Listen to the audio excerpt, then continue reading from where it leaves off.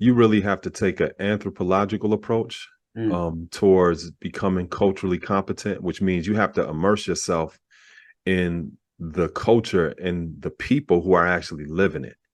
And even to that extent, there's still going to be a layer or veil that you ultimately don't have access to. And being adjacent to another society or culture of people, you also have to understand that there are moments where you have to step back and recognize that people who live the culture are the primary voices, and you have to help provide that medium for them to have that actual voice. When you look at like old pictures of colonialists going to India or Africa and stuff, you see pictures of these people that's from England setting up tables in the middle of the jungle having English tea time.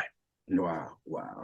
You know what I'm saying? Right. Like they're not immersed at all. They're sitting back and they're just documenting really mythology. So that's also something that's important to understand. When we approach history, we have to approach it from the perspective of historiography. Right. We have to analyze the way in which that history was actually written and all of the social and psychological circumstances around how it's actually written. Right. I remember some years back, I was in Mecca, and I'm walking down 125th Street, and I see this big ass bus pull up, and a bunch of white people jump off the bus, and a Chinese person jumps off the bus with them, and they're giving a tour of the Apollo Theater, and they're in awe looking at all of these different sites, and they walk around the corner and they're looking at all of these different sites. And they're tripping over the people who are creating these cultural institutions. They're not even looking at and even speaking at the very people who create this culture.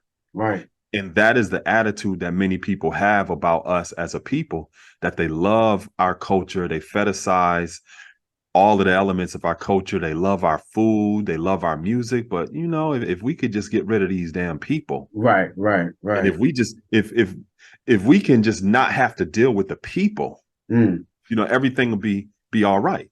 And that's the attitude that many people have. And that's not only reflected in how they interact with us as a people, but you see it literally written in the way that they document those interactions as well. And some of us are not swift enough to even perceive that. Right.